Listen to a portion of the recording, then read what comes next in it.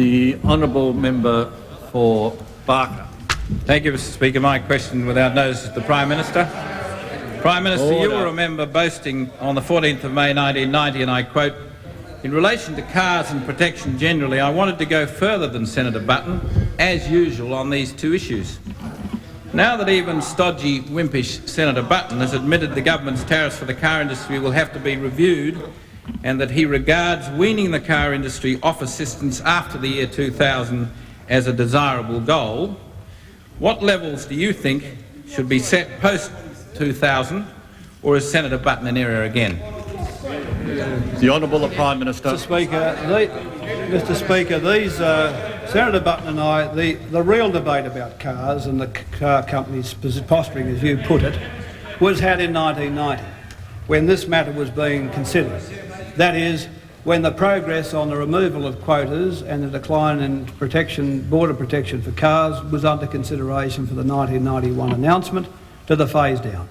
Now, in my view, that is, no one in this country, that is, in the changes since the 80s, we've gone from 14 models to 6. Even with 6 models, we're running at the most about 38,000 a production run. When I was in Japan 2 weeks ago, the run there at the Motomachi plant of Toyota was 300,000. Now you ask yourself the simple question, why would the Toyota company build 30,000 units of production in Australia with all of the costs and risks inherent in that at zero protection when they can add 30,000 cars onto any one of half a dozen plants in Japan? And the answer is, of course, they wouldn't. They wouldn't. Now, Mr Speaker, I don't believe that the car industry... Let me tell you my bit. I don't believe... You're asking me, I'm telling you. Order. I don't believe that the car industry... I don't believe the car industry can survive at zero tariffs. I don't. I've always said so. I've always said so. And that's why I clear. Now, Mr Speaker... Order. Mr Speaker...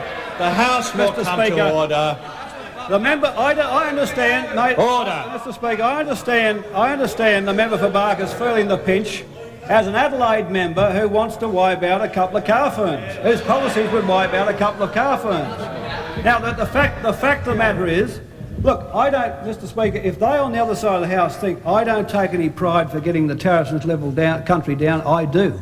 Because I do all your dirty work over 40 years with my colleagues here in the course of a decade. And I wear it as a badge of honour, I can tell you, in opening up this country. When we removed exchange controls, when we took tariffs down, Order. it took a Labor government to internationalise Australia, and it galls you, a lot of you, that it took us to give Australia an open market economy. You, the supposed free enterprise party who sat there in your sloth and let the place basically congeal over 40 years. Now, Mr Speaker, but the fact is one has to be sensible about some of these industries. And the question we asked ourselves was, do we believe there should be a car industry? And the answer was yes.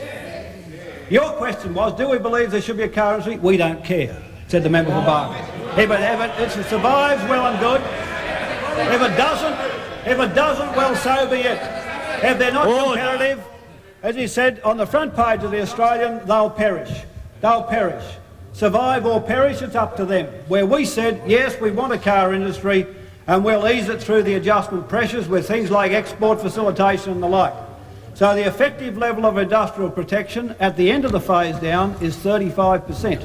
15 nominal, or it might be 36 from memory, mid-30s% from at the end of the phase down period. Now, it makes sense, Mr Speaker, that in an industry where you've got a lot of excess production in the Northern Hemisphere, a lot of excess production, that they're going to dump that production into Australia at zero tariffs, and that nobody's going to... Well, he actually supports it for second-hand cars. For second-hand cars.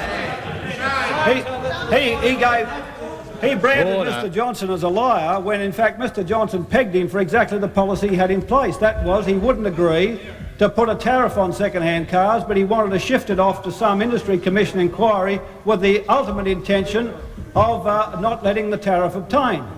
And we would therefore go through, imports would go through the Australian motor vehicle industry like they went through the New Zealand motor vehicle industry, of course, like a packet of salt. The member for Barker and the member for Mayo will cease interjecting. Mr Speaker, the Liberal Party has a policy which would spell the end of the Australian motor vehicle industry, and it knows it. And it knows it. So knows Toyota, so knows Mitsubishi, so knows Ford, so knows General Motors. That is the case. That is the fact of the matter.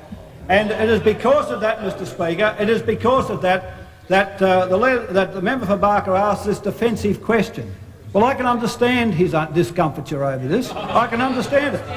And it's a wonder they don't take you with hubcaps down there in Adelaide as you wander about with this policy would basically denude the city of its manufacturing industry. So, Mr Speaker, let us get it clear as day. I don't believe in zero tariffs for the motor industry. I don't believe that you can survive at zero. I don't believe you can survive at zero.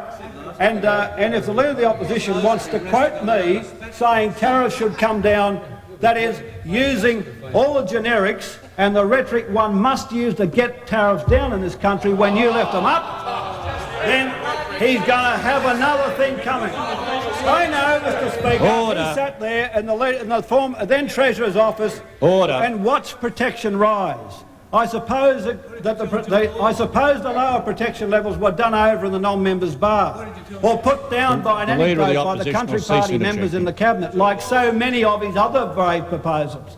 The fact is, under Hewson and Howard, tariff protection went up, and it's taken two Labor governments to get tariff protection down and to give Australia the trading environment it should have had in all the post-war years. The honourable member for Prospect. Thank you,